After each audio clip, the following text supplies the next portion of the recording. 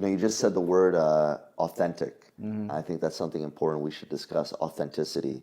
I think we're probably living in one of the most inauthentic times, especially with social media, especially with Instagram, which is very photo, video driven, where you can portray whatever you want to the world. And I would say that more often than not, any portrayal one has of their reality is probably a falsehood of some kind. But connecting to authenticity, I feel, is really important. I feel is also linked back to what we were talking about earlier, innocence. I feel that both are kind of in the same house. They might be in different rooms, but that they're in the same house, and that most people try and adapt to fit in with other people for fear of being rejected or not being accepted or not being loved, and drift away from really being their true and authentic self.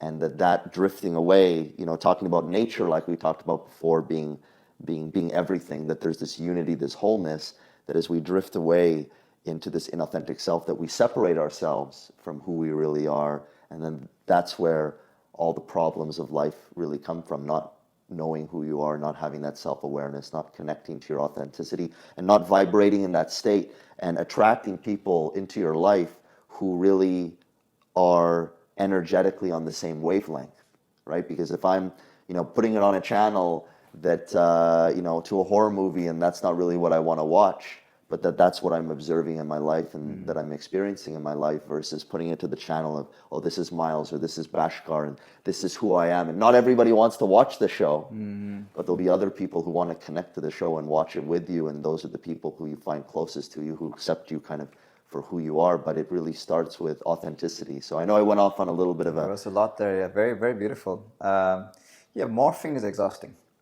Being inauthentic is really exhausting, The father Bhaskar, the yoga teacher Bhaskar, the entrepreneur Bhaskar. If I keep changing myself, that's so exhausting. Who's got that kind of time, I've got to be a certain somebody for somebody else and something else, somebody else, keep wearing these different masks. Very exhausting.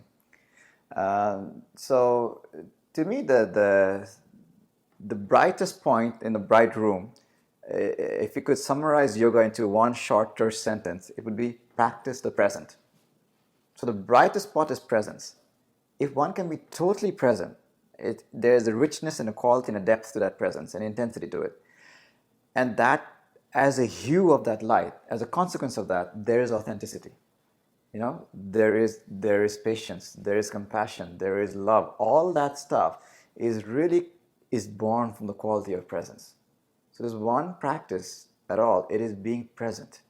Present, in the beginning, it seems like two things. External presence, to the sense, gates, lights, colors, shapes. Internal presence, body sensations, and so on, thoughts and emotions. But then it just becomes presence. It just becomes one thing. So the whole thing, internal, external, is just an opportunity to be truly alive. And from that place, it is impossible to be inauthentic.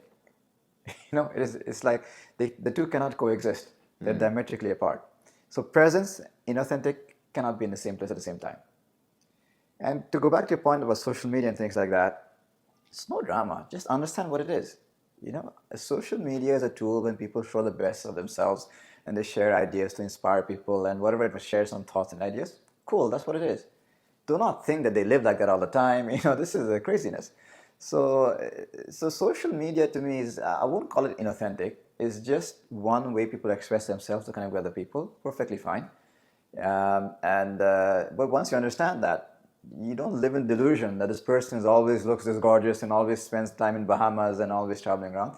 They go through stuff, So they're just showing that 10% or so that is worth showing to the world, It's like putting on makeup before you step outside. Good, you're presentable, wonderful. I have no problem with that, So that's what it is. Once you understand what it is, it's no longer a danger. But if you think it's something else, obviously you're going to suffer. I think social media is definitely a double-edged sword. I mean, it can do a lot of good. It's an amplification mechanism for anything, good or bad, but it can be an amplification mechanism for great causes, great initiatives, bringing people together, raising money, helping people out.